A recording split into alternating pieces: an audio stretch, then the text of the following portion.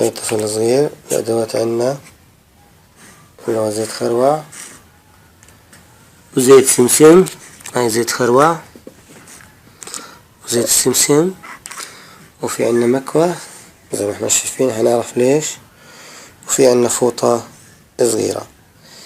الآن هنبدأ اللي هو عملية دهان صدر الطفل وظهره بزيت الخروع.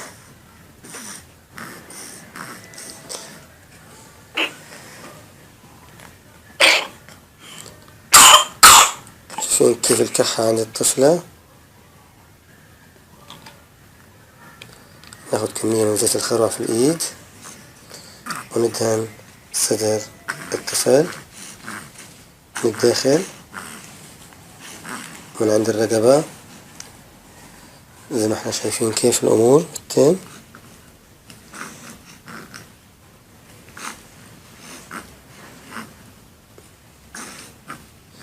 ندهن كويس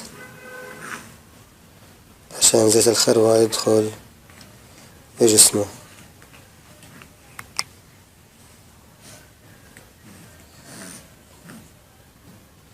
كمان شوي عشان ظهره.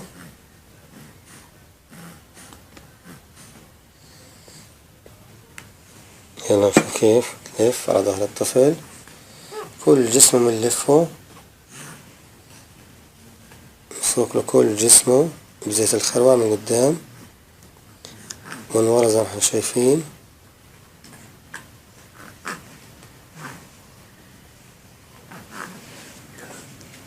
نرجعه. الآن ونجيب الشريطة الفوطة زي ما احنا شايفينها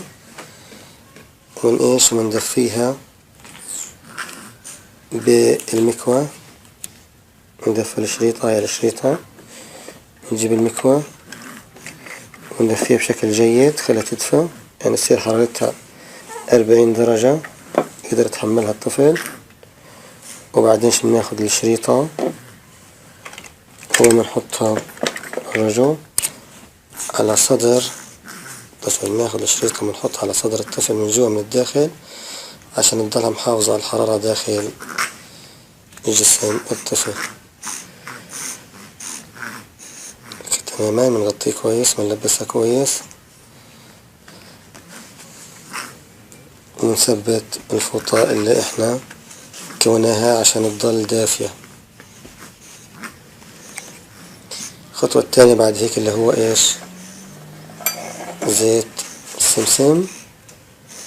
نشرب الطفل الصغير ملعقة صغيرة من زيت السمسم. طبعا الطفل الموجود عندنا 3 أشهر فما فوق. الطفل نخليه شوي شوي نشربه، حيتداير، لكن مهم كتير زيت السمسم.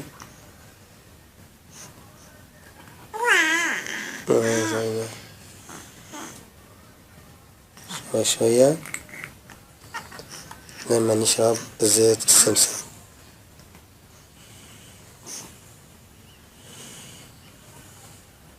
طبعا شايفين هذا هو الطفل شرب كل زيت السمسم. الآن بنحط الطفل في مكانه وبنغطيه كويس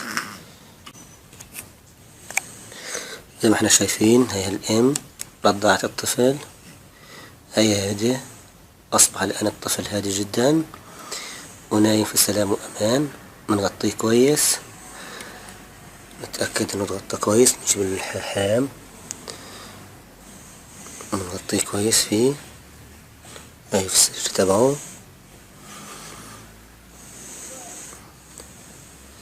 نغطيه كويس لحديت طرف صدره من هنا الغطا بكون.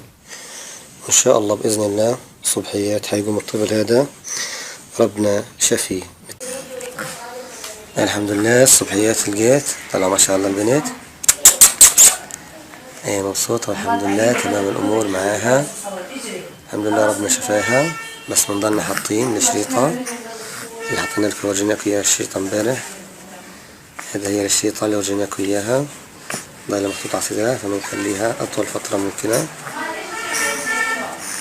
قلبت ما شاء الله عليها، تلعب ومبسوطة وتمام أمور الحمد لله رب العالمين. وهذه هي وصفتنا اللي حكينا لكم عنها.